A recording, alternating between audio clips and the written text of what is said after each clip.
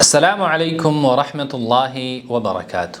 محترم ورونو زمونږ د پاره عید میلاد النبی لمانځل پکار دی او کنه. زه یو څو سوالونه ستاسو مخې ته ږدم او بیا چې فیصله تاسو وکړئ چې آیا عید میلاد النبی دا مناول او لمانځل پکار دی او کنه دی. اول رسول الله صلی الله علیه وسلم د خپل پیغمبري په ژوند کې چې ډېر اشکاله و هغې کې عید میلاد النبی لمانځلی دی او کنه دی؟ جواب دا دی چې نه. د هغې نه وروسته د ابوبکر صدیق رضی الله عنه دغه رنګې د عمر د عثمان او علي د ټولو خلفاو راشدینو په دور کې آیا صحابه کرامو د رسول الله صلی الله علیه وسلم عید میلاد النبی لمانځلی دی او کنه دی؟ جواب دا دی چې نه. د هغې نه وروسته تابعینو په دور کې او څلور امامان چې مشهور د دین امامان دي هغې د رسول الله صلی الله علیه وسلم عید میلاد النبی لمانځلی دی او کنه دی؟ جواب دا دی چې نه دی. بیا د هغې نه وروسته چې کوم تبع تابعین دي او خیر القرون والا دي هغې د رسول الله صلی الله علیه وسلم عید میلاد النبی لمانځلی دی؟ جواب دا دی چې نه.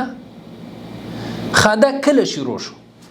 دا چې دی په شپږم قرن کې او یا د اووم قرن په اوله کې، د شپږم قرن په اخیره کې او یا د اووم قرن په اوله کې شیعاګانو چې دی عید میلاد النبی شروع کو او یو ملک و په هغه وخت کې چې هغې مظفر ابو سعید نومي هغې چې دی دا عمل شروع کو. نو اوس ته خپله فکر وکړه چې یو کار نه خپله رسول الله صلی الله علیه وسلم کړی، نه صحابه کرامو کړی، نه تابعینو کړی، نه تبع تابعینو کړی او 600 کاله وروسته چې دی خلک راپاڅېږي او د دین په نوم باندې یو کار ستاسو مخې ته ږدي او په هغې باندې چې دی محفلونه جوړوي، نو آیا دغه کار موږ له کول پکار دی او که نه دی؟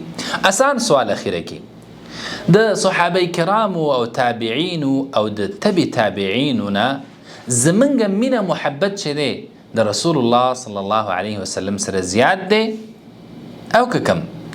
جواب واضح دی چې هغه خلک چې الله سبحانه وتعالی د خپل نبی د صحبت دپاره غوره کړي د هغې مینه محبت زمونږ نه په سوونه چنده باندې ډېر دی د رسول الله صلی الله علیه وسلم سره.